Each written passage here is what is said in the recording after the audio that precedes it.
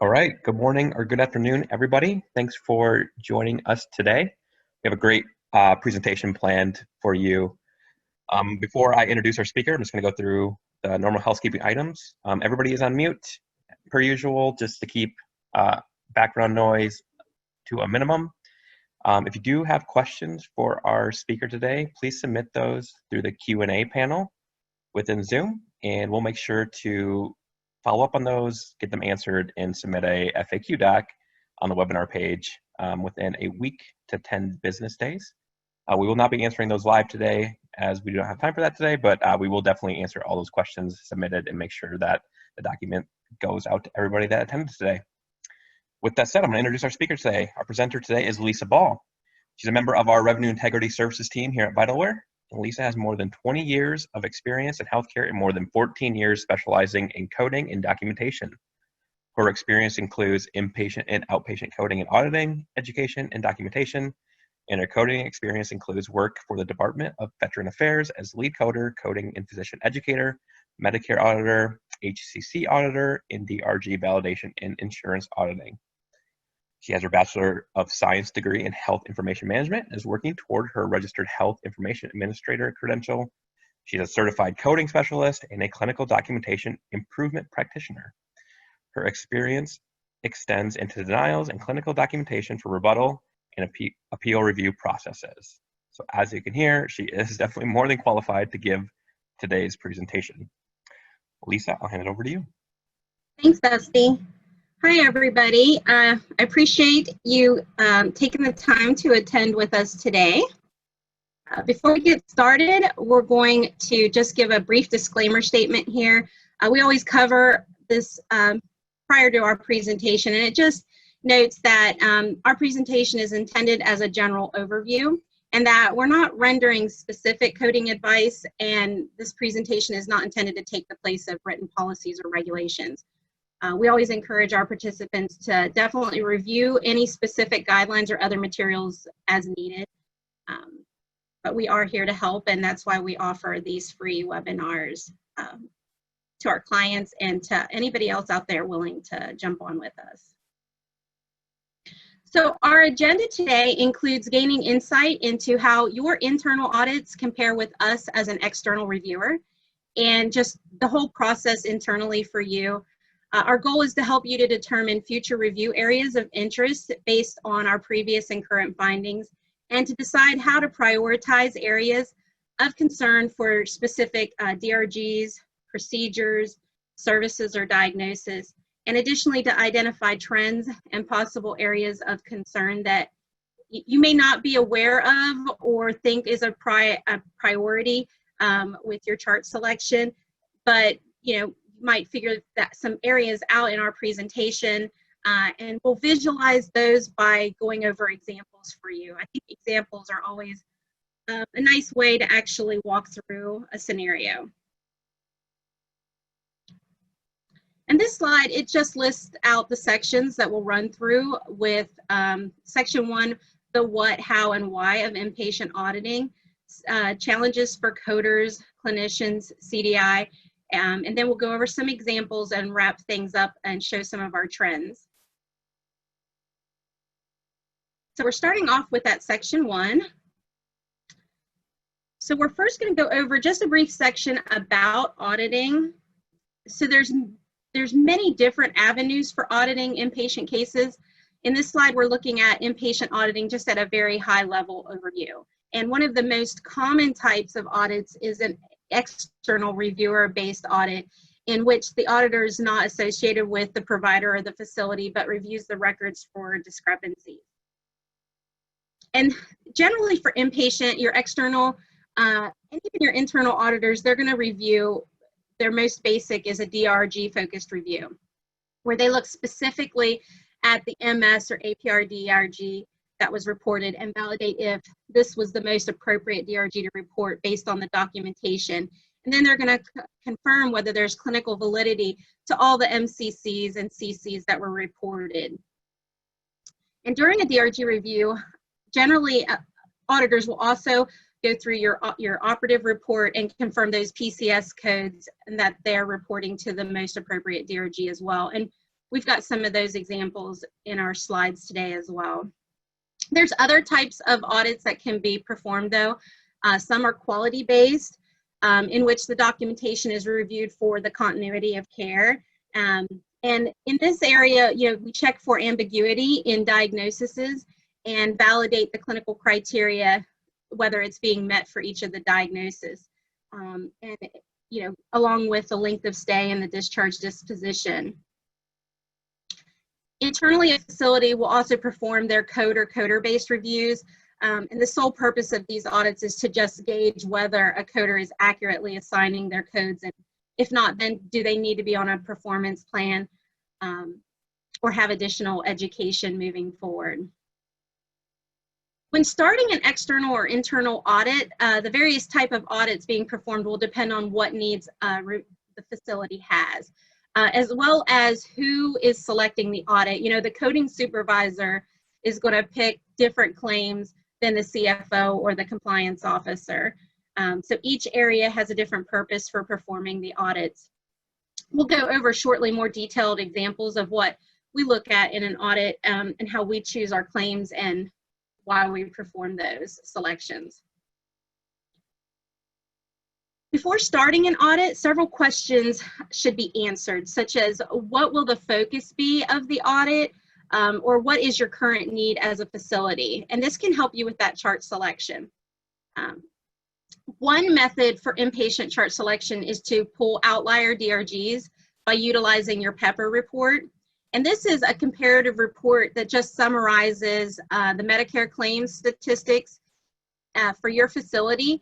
And it will show, based on similar facilities, what DRGs were reported more frequently than the other facilities or less frequently. And those would be considered an outlier and may need to be reviewed just to see if you're underreporting or overreporting in those areas.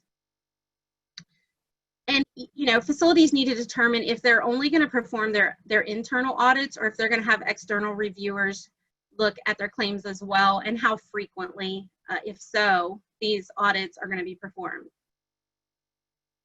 And facilities know right off the bat to look at those claims that have one CC or one MCC. They've learned over time that payers tend to focus on these to try to reduce payment.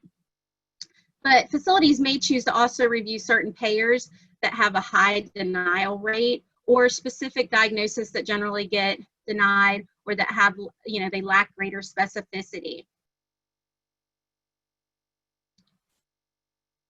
But, although picking specific claims and having your methodology is best, it's still good to choose a random sample of charts.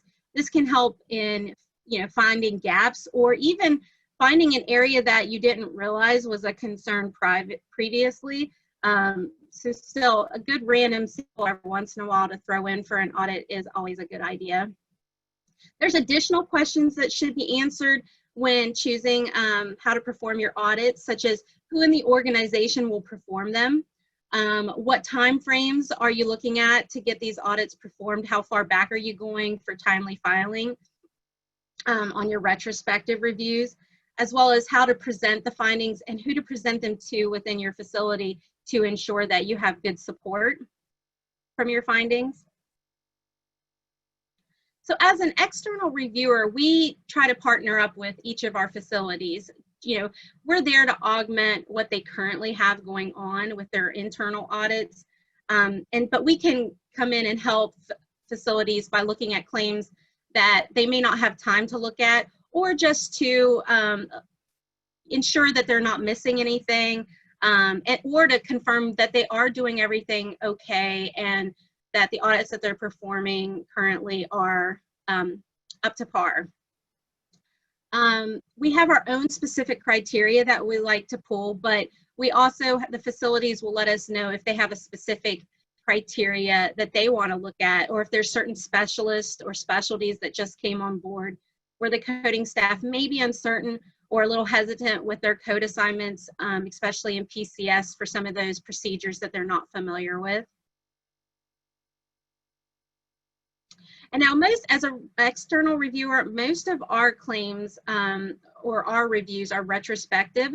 And this is what has come in post-discharge after billing through their 837 feed. And the basis of our reviews include looking at that discharge disposition outside of the MS-DRG. We also look at discharge disposition, the POA indicators, severity of illness and risk of mortality scores. We look at the full clinical picture for those CCs and MCCs, as well as the principal diagnosis selection. And then sometimes, you know, too, our eyes catch any of those readmission issues with CHF and myocardial infarctions, pneumonia, just to try and do a well-rounded audit. And auditors also like to review queries to ensure that they're non-leading or that they're just not missing altogether. And if they are there, that they're clinically relevant to the case. But we do understand that some facilities don't incorporate their queries into the EMR.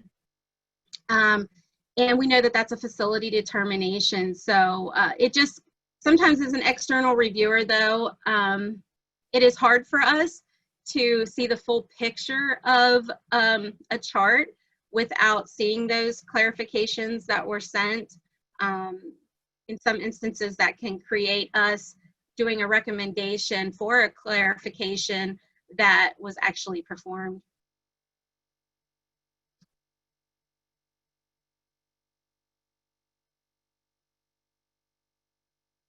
So most facilities have their own internal team of concurrent reviewers that can range from the coding staff to CDI. And during these concurrent reviews, the goal is to clarify any ambiguous documentation from the providers and to gain agreement between the coding and CDI staff on, you know, what the principal diagnosis is and ultimately what the most accurate DRG is. And if this process goes really well, then, you know, this really helps to alleviate denials and future rebuttals. But if that CDI department and the coding department aren't working together to get matches and to work with education back and forth, then you're going to see a high influx of denials. Another great area to look at for auditing is what's being denied for your facility. And so this helps with determining additional areas of concern. And it also helps you to work on preventing future denials. So in this slide, we included some MS-DRGs that we noticed insurance companies focused on in 2019. And these related to a CC or MCC for their placement in their DRG and for payment. And you can see each MS-DRG is affected by that inclusion of a CC or MCC. But we even see instances where a claim may have several CCs, but only one MCC. And in those instances, the payer focuses on those as well because they, in general, that is, if it's pulling the DRG, will create a reduction in payment, and they like to pull those out. You know, sometimes you feel pretty confident you might have 3 CCs and 1 MCC, but still they're going to pull that out for that 1 MCC to validate whether it's clinically relevant. And this slide is a continuation of the previous slide. However, here we show some that are not necessarily based on a CC or MCC and could be based on that principal diagnosis in conjunction with the principal procedure. And there's no real surprise here. I mean, these 980s to 988, those should always be looked at before they leave your facility, but some facilities just don't have the resources. So those can end up, payers love to put them in their algorithms for denials. Some of the denial rationale that you will see, it's not going to be a big surprise for facilities. Again, it's those 1 CCs or MCCs, and that's common for payers to look at. And in those, you know, a big example that we're seeing is some facilities trying to report pleural effusion with CHF, or in the case of 1 MCC with multiple CCs, This could be a case where they're trying to validate the clinical significance of acute respiratory failure or pneumonia. Example, a patient could have aspiration pneumonia, and if it's deemed to not be clinically significant, the payer will deny that aspiration and try to just give them unspecified pneumonia to reduce the payment. Procedures is another area we've seen a lot of denials in with bronchoscopies and whether they're diagnostic versus therapeutic for their character selection within that PCS code. And later I think it's the next slide, we're going to show an example of that. Yeah. So this is an example of the bronchoscopy issue that I just mentioned. And we've seen in the past that previous grouper versions of 33, there was an issue with bronchoscopies. And I mentioned version 33 specifically because when it comes to denials, when you get a denial into your HIMSS department, it's good for your coders if they're going to look at a procedure and if they assign the right procedural code, for them to know before handling that denial what DRG version of the grouper is being used. They may get the denial and it says that it's going to one DRG and they're getting a completely different DRG, but they've even put in the codes that the payer is requesting, and it's still not correlating.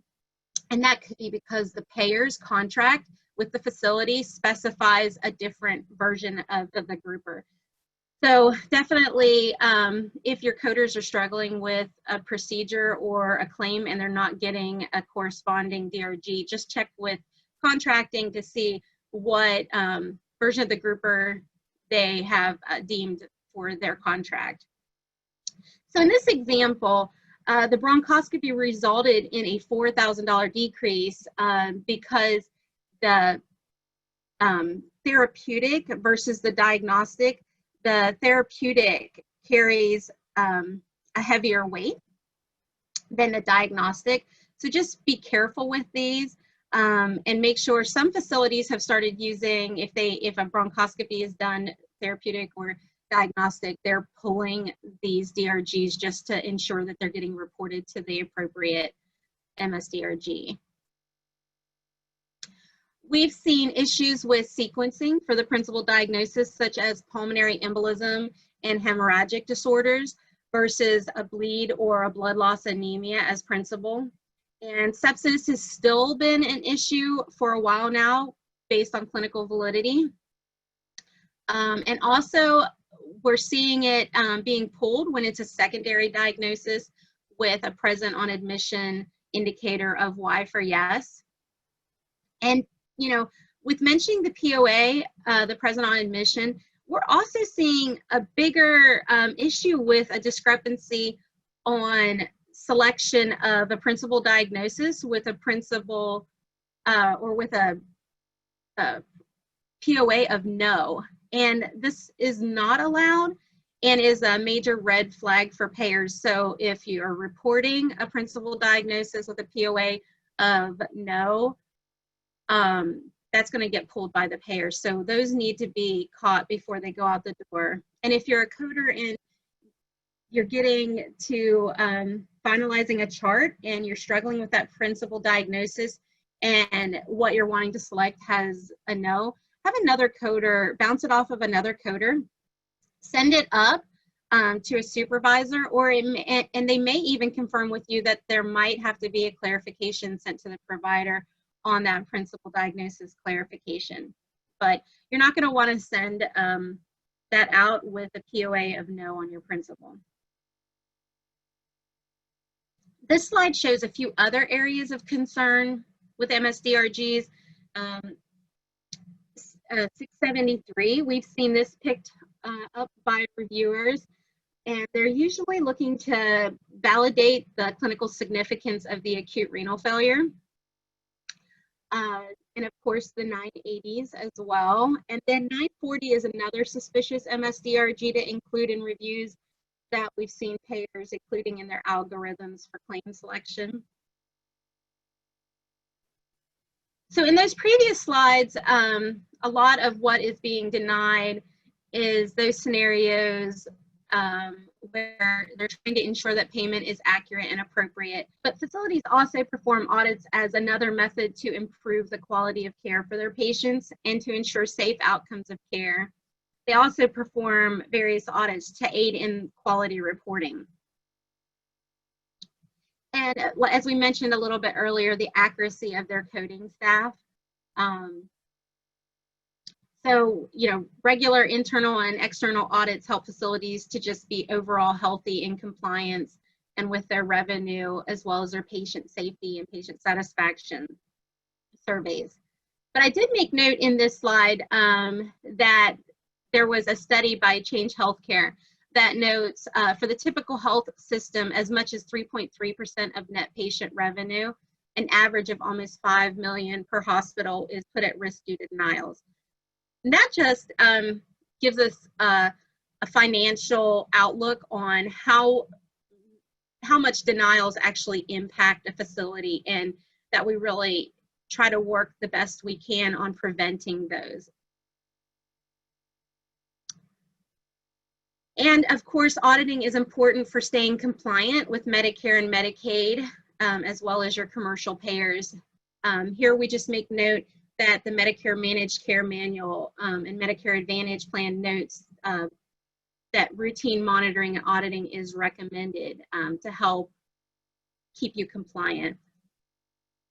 So proactive auditing by facilities can ensure that upcoding or inappropriate charges are not happening, and it strengthens their program's integrity and also ensures that the facility and providers are not penalized for improper payments, and they don't end up receiving less funds or limited access with those government programs. So who are the key players that can be affected by audits? It's basically everyone. These can include the CFO to the patient, and even to our government payers. And they can have adverse or positive effects, these audits, but it's mostly there for compliance and to ensure that your facilities do everything they're possible to ensure the most appropriate care and payment. So now let's move on to the challenges that we found for coders specifically through our reviews. And we'll get into some examples as well. So coders, like everyone else in the hospital, are under a microscope, and they're expected to just work with high production standards and high quality standards and accuracy rates. And they have to complete claims in a timely manner, but they also need to ensure that they are reporting the most appropriate code, DRG, that they're meeting that productivity standard that could be high. They need to be aware if they have to educate the physician, and working closely with CDI and accounts receivable, as well as keeping up with the constant changing of guidelines and rules and regulations. And also, they have to respond to those external auditors with what they've reviewed and working on rebuttals for that as well, or any denials that might come back to them. So we try to keep this in mind when we're auditing facilities, that we're here as a partner, and that we're not pointing fingers, and that we have a good relationship with the clients, because we were once there, and we don't know it all. We learn from every interaction with every facility and their coders. It's a back and forth communication and flow. And a lot of the struggles for a coder can actually come from higher up in a facility. So the success of a coding department can directly be related to how much support they have from their C-suite. Budgets can really influence the number of staff at a facility, their productivity standards, the amount of resources that they have available for further education, and who they hire on staff. So, and this is no different. Physicians have their struggles, CDI has their struggles. Everybody is under a lot of pressure within the facilities. So we just try to keep that in mind when working with one another. So in our next few slides, we're going to look at a few of the examples that we've mentioned. And, you know, some of these findings can be due to a lot of these struggles. It could be a heavy workload. It could be time management issues. It could be productivity requirements, or a lack of resources for additional education. Some facilities, and I know this is almost hard to believe, but some facilities don't have access to current coding clinics.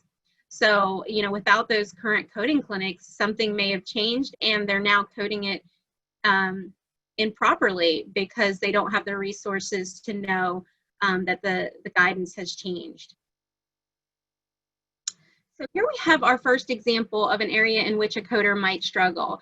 And this example is the PCS procedure code and the selection with the body system character. So this patient is admitted due to a bicycle accident with a splenic laceration. They have fractures of the left ribs and puncture wound left lower back. So the documentation notes in the ED record, wound is skin deep only. And the puncture wound, initially their plan was to have no intervention besides just irrigating it. But it continuously has a slow bleed after they irrigated it. So they decided to do a laceration repair with a 1 stitch. So the claim initially reported a repair of the low back. And after we reviewed it, we suggested a repair of back skin. And by changing that principal procedure, and this was in Grouper version 36, it shifted from a 988 non-extensive OR procedure unrelated to the principal diagnosis DRG to an 815.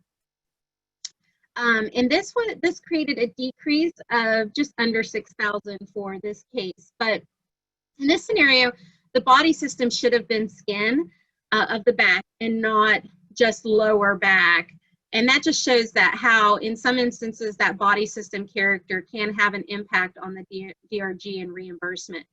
So we initially pulled this chart because of that 988 DRG. And, you know, we just let facilities know that anytime you have these, it really behooves you to check these out before you submit them. There are times when 988 or a 981 or 2 is appropriate, but they still need to be reviewed. They're not as common. And for this one, the coder just might have been rushing to meet productivity and didn't realize that the body system of back skin should be used instead of lower back. And they might have, you know, the coder might have to realize that they should just slow down and reevaluate the chart once they see that DRG 988 pop up. And they could even, you know, ask another coder to review it quickly and see. Sometimes we just get so wrapped up in a chart that simple things we just don't actually see until another set of eyes looks at it.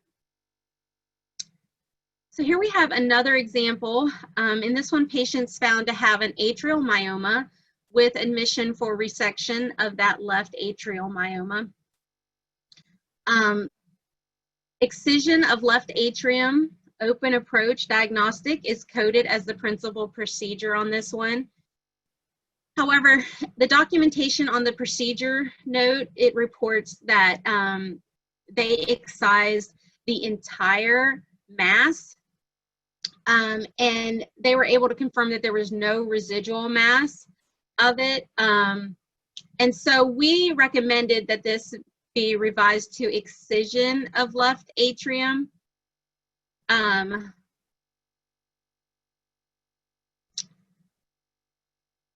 Because, you know, in this one, the coder probably reviewed the record and seen biopsy written throughout the chart, but then by the time you actually get into the operative record, the intent changes, and instead of just taking a biopsy, they took out the entire mass. And so by doing that, this DRG shifted from a 981 to a 228, and in this scenario, it increased the reimbursement by a potential additional 16,000. And Again, we selected this claim because of that 980 DRG. And this is just basically where the coder probably didn't realize the intent had changed in the procedure and that the therapeutic versus diagnostic carried the heavier weight. Okay, in this scenario, patient with a history of chronic respiratory failure with ventilator dependence on tracheostomy, and they're admitted due to pneumonia. But in this scenario, the patient is using their own equipment within the hospital. And here, due to additional reporting of that respiratory ventilation, the DRG is affected. So we suggested adding that respiratory ventilation code. And by doing so, it shifted the DRG from a 177 to a 208.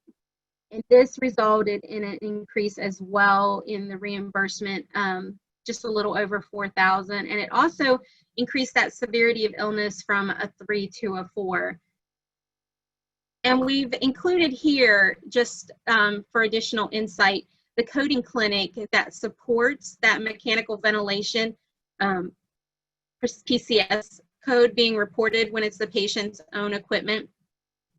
This question had been asked previously, and they noted that it is appropriate to report mechanical ventilation for patients who are admitted to the hospital on a home ventilator, since the patient is still being evaluated and monitored, as well as receiving ventilator assistance. The patient is utilizing hospital resources, and ownership of the equipment has no bearing on the code assignment in this case. And, you know, depending on the facility that you work at, this might not be a common scenario, but it is a great learning experience for a coder to see and to have in their back pocket as an educational item for future use. So we included it in today's slides. So in this scenario, a patient with angioedema in acute respiratory failure and in need of emergency ventilation in the ER prior to admit. For this case, the patient had a cricothyroidotomy performed in the ED with the initial coding for PCS, the procedure not being coded properly. You know, just like the case prior with the home, the ventilation equipment being used, that could be an instance where that's the first time that coder's ever seen that, and they just wouldn't assume that they would report that. And in this scenario too, depending on the facility, the coder may not be familiar with a cricothyroidotomy. You know, this might have been a very rare case for them. So the intent of the procedure was not fully understood for that cricothyroidotomy by the coder. For their initial code selection, they reported it as excision. And so we recommended to change that root operation from excision to bypass. And if that procedure code is changed to bypass, then this DRG would go from 981 to a 004. And for this case, it was a potential increase of almost $50,000.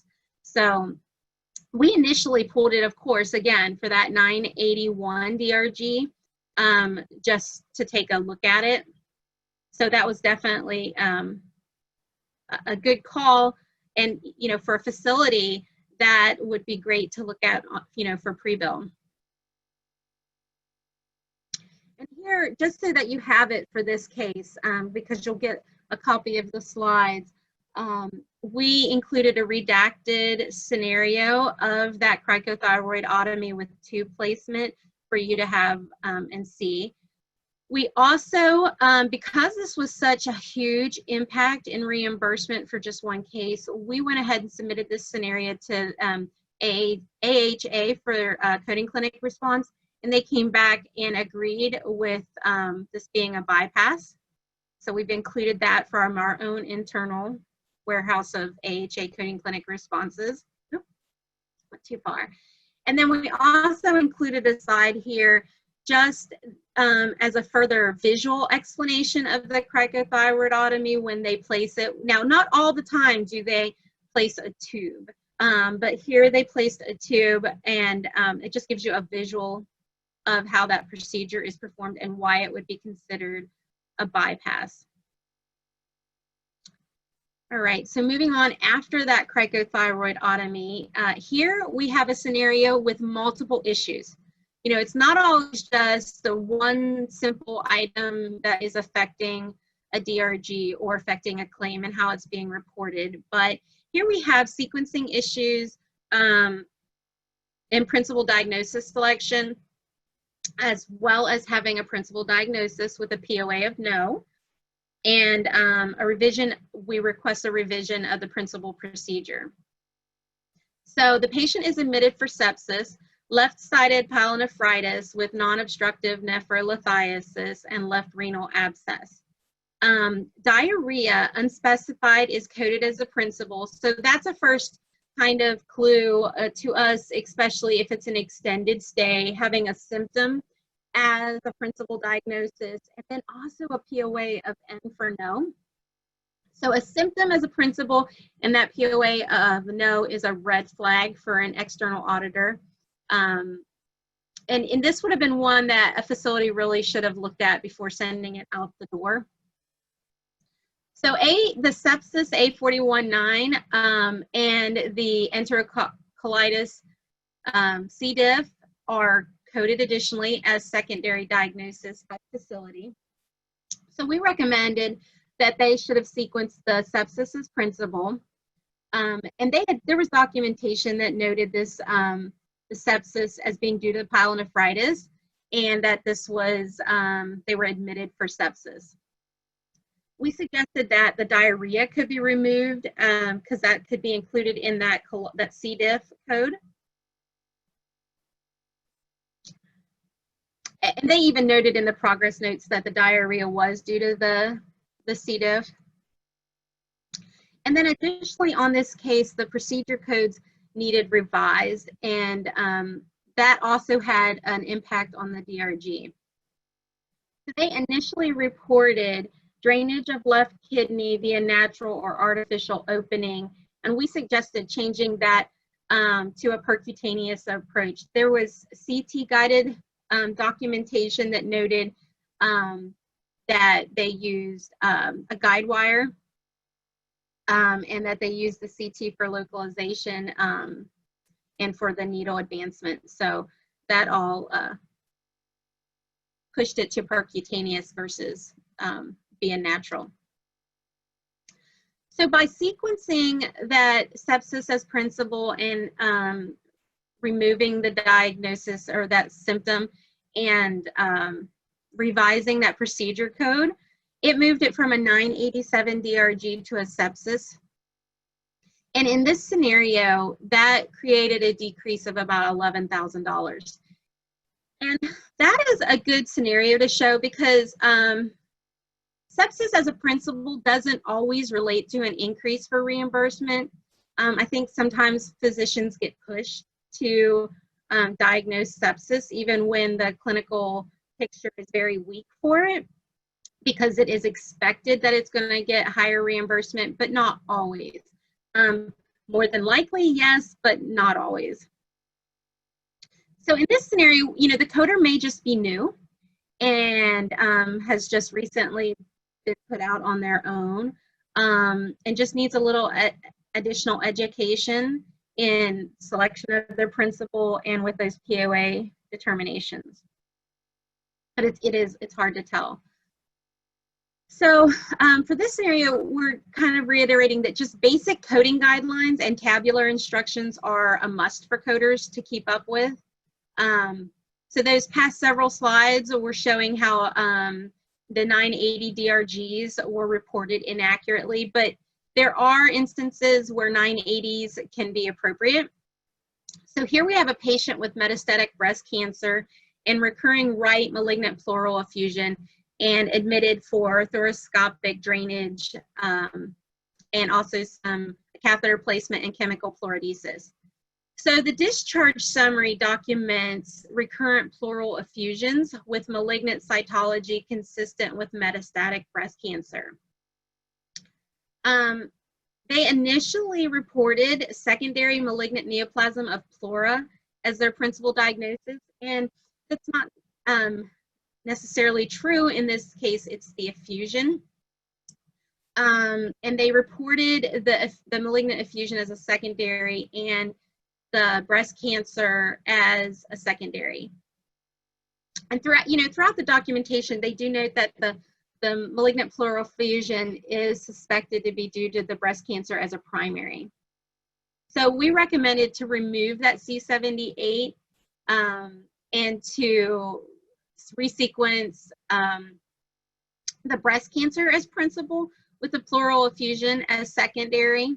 So under the tabular, or actually next to the code, there is a code first notation for the underlying neoplasm. And this is also noted in the AHA coding handbook for malignant pleural effusion. So kind of moved a little fast from that. So for this scenario, the 981 is where we ended up, and that was the most appropriate DRG. And basically, there was sequencing issues, and knowing that code first rule that is listed can really help with selection and sequencing of your codes. So by sequencing that C50 to the principal, it moved it into 981. And that was almost a $3,000 increase on that one. All right, so now we're going to move into challenges for clinicians and the CDI, and basically everyone. So as we previously mentioned, coders have their struggles, but the clinicians in the CDI have their own as well. They're trying to manage their time and queries and monitoring unanswered queries, reviewing documentation, and a huge key to the success of any facility falls on all of them, especially the physicians. And this can lead to major burnout for the physicians. But a lot of facilities now are pulling in physician liaisons and physician champions to help alleviate some of that workload burden, because the physicians are working on denials and trying to ensure the patient satisfaction survey responses are good, and they're answering to basically everybody. So examples for their area. This chart was pulled for review with respiratory failure as the only MCC on the claim. And this one was pulled as a pre-bill review. But it is a good example of a claim that might get pulled by a payer for denial post-bill. So here we have a patient with severe COPD. They're on supplemental oxygen, presents to the emergency department with a chief complaint of right-sided chest pain and cough. So acute on chronic respiratory failure with hypoxia is coded as a secondary diagnosis on the claim. And again, it's the only MCC, so that leads to a potential payer review. If that secondary diagnosis is denied, it's going to move that DRG from a 177 to a 178, and it's an almost about a $5,000 decrease. So for this chart, the clinical picture in the H&P, it notes admits to chronic shortness of breath, requiring 2 liters of nasal cannula throughout the day, and then at night it switches over to 4 liters. Their respiratory rate is 16. Their SATs are 95%. They do note that their pulmonary effort is normal, no respiratory distress.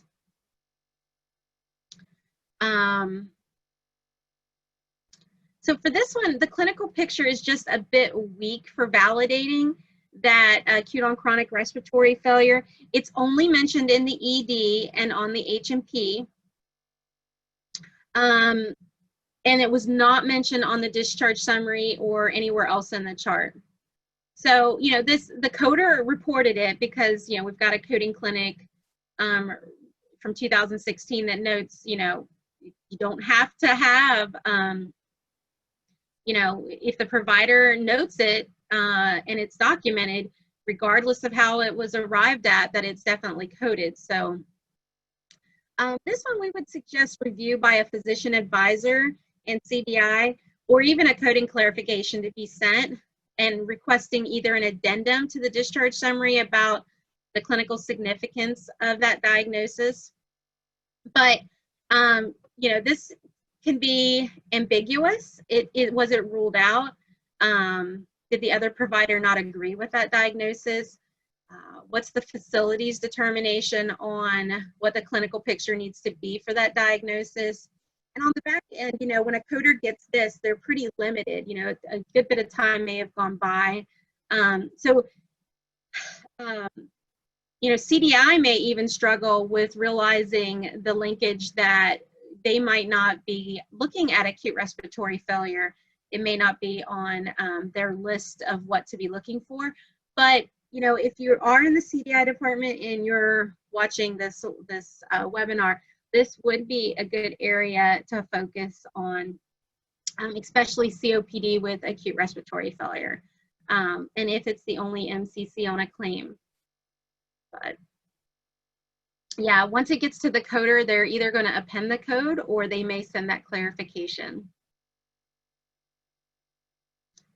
Yeah, and just, you know, here's that coding clinic I mentioned, you know, that the coder's hands are kind of tied. We can't not list that code. If it's reported, we're going to report it.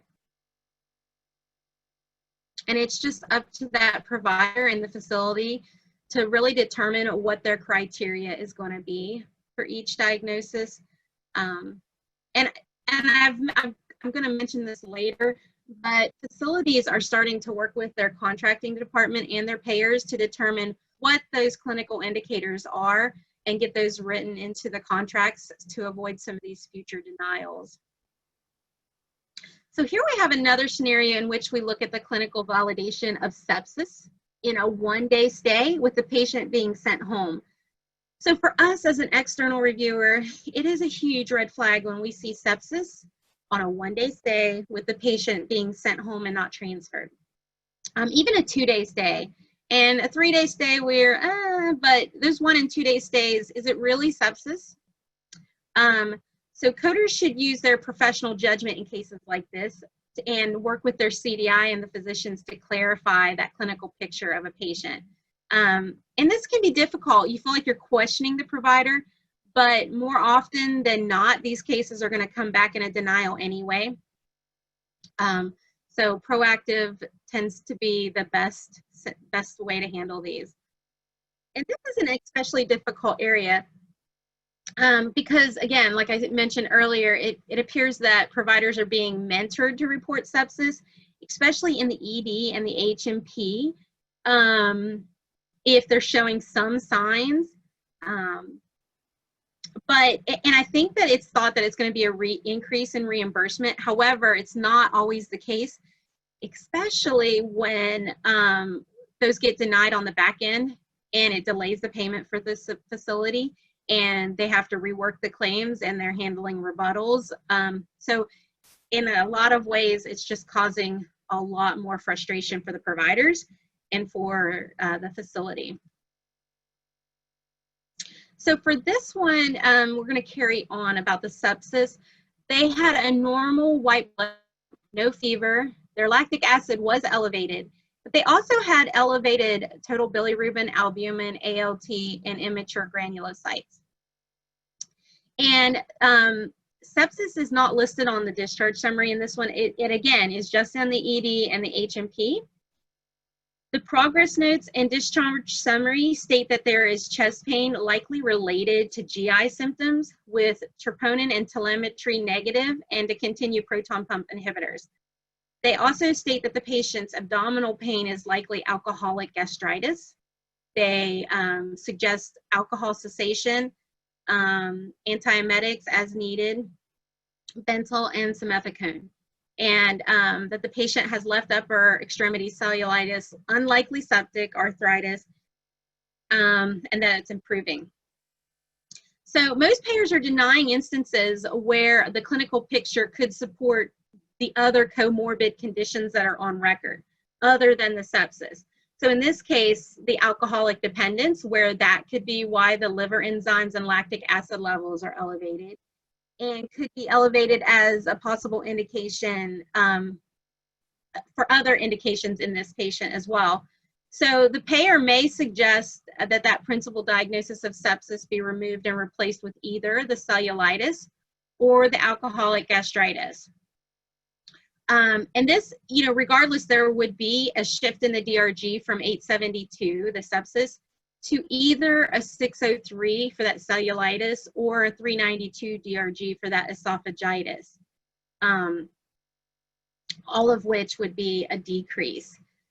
So for this, the providers, when they're changing throughout the stay, you have one provider at the beginning and then you have another provider at the end, it can be really hard. But providers need to be educated that either a diagnosis needs to be carried through and that it's clinically supported, or if it's not, that they make note whether it's ruled out so that it can clean up that ambiguity in the documentation and solidify that diagnosis being treated. All right, so here we have a chart where there is only one CC on the claim, and it has sepsis as the principal. And for this one, we're questioning, again, the validity of sepsis. And by doing so, that would take away a CC from the claim. So sepsis is noted throughout the chart with ureteral stone and hydronephrosis. And the sepsis may get questioned because the patient only has a low-grade fever and they also have a normal lactic acid. So for this one, the sepsis appears to us as a reviewer as being due to the UTI and the pyelonephritis. So the documentation for coding supports reporting the sepsis, but that clinical picture, this is going to come back in a denial. And so this case could be used for physician and CDI education, just to let them know, was there really sepsis criteria met here? Is it consistent between providers what criteria is being used? Or, maybe there was sepsis, but because they caught it so early and treated it appropriately, it went away fairly quickly.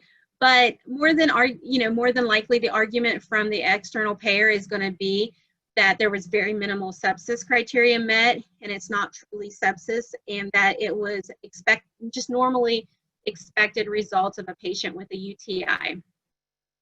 And, again, some facilities are working closely with their contracting, especially with sepsis, to figure out what that criteria should be. All right, so here is our last example of documentation issues for the physicians and CDI.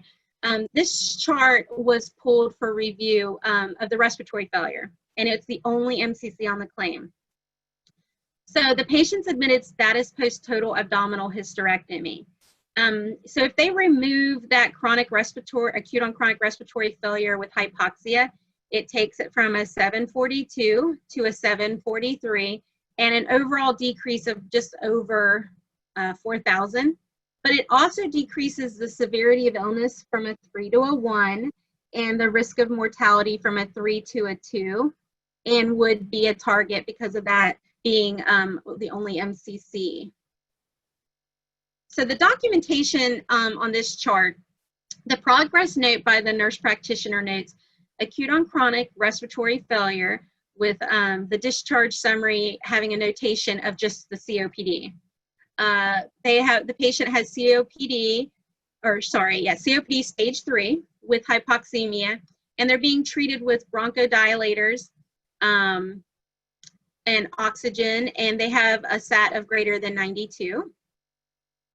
They're on Solocortef for wheezing. There's no distress, and they're able to talk in full sentences. So there's no massive respiratory distress going on here, but they do have a history of severe COPD.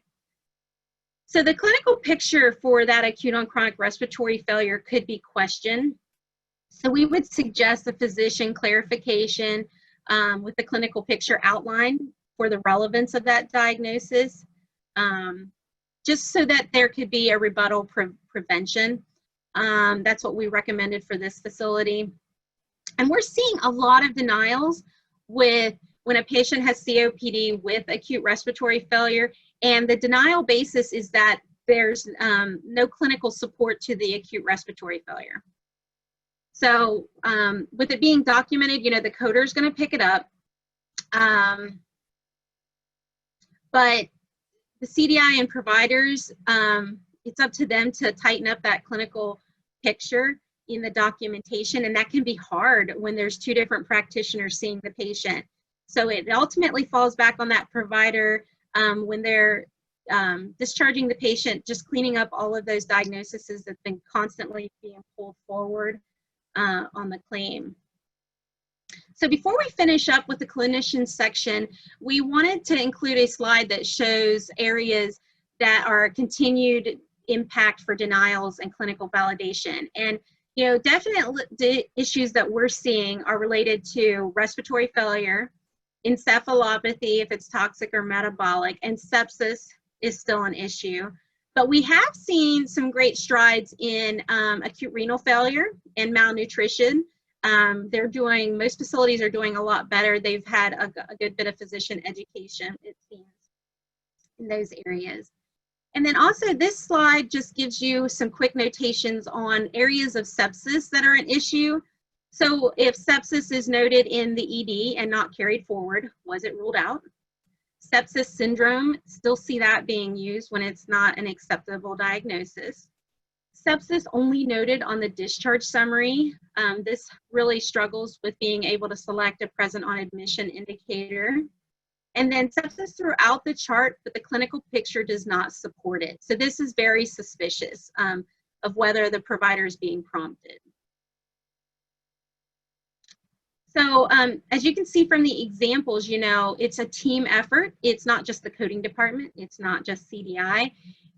It's a team effort between the two and with the provider, and that hopefully you've got a great support system with a physician champion or a liaison. So we're going to wrap up, and let's just take a real quick look at our findings from the past year at a real high level. And what are those key takeaways? So here we have some results from our 2019 auditing for various facilities that we've looked at. And this may not be apples to apples for comparison with your facility, but it does give a nice overview of where our findings were with the last 12 months. So out of our claims that shifted, 63% of those claims were due to a coding issue based on either that principal diagnosis selection, missed query opportunities, inappropriate POA selection, procedural code assignment, diagnosis codes being reported inappropriately for CC or MCC. 26% were documentation issues, and this usually falls into the providers for inconsistent documentation and questionable picture of the whole clinical outcome. And then 11% was a combination of issues that could encompass coding, CDI, and the physicians. You know, in that area, there could have been more than one issue on the claim. And it may be hard to see these DRGs at the bottom, but the next slide does show them better.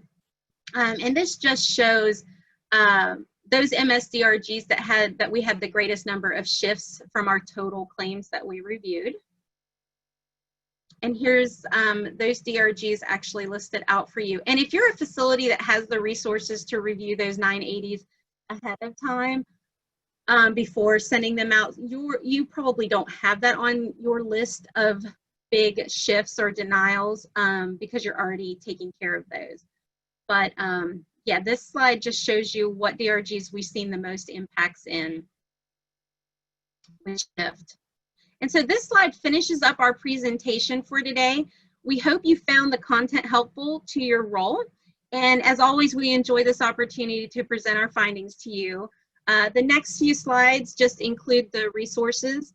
And as Dusty mentioned earlier, for any questions, you know, definitely post those out on that Q&A panel, and we'll get an FAQ document out to you guys within the next 10 business days. So Dusty, I'm gonna give it back over to you. Perfect. Thanks, Lisa. Great job. Yeah, like Lisa said, we'll keep it open here for a couple minutes. If you do have questions you want to make sure we answer in the FAQ doc, you can submit those to the Q&A panel right now, and we'll keep this open for a couple minutes, and then we will let everybody go. Thanks, everybody.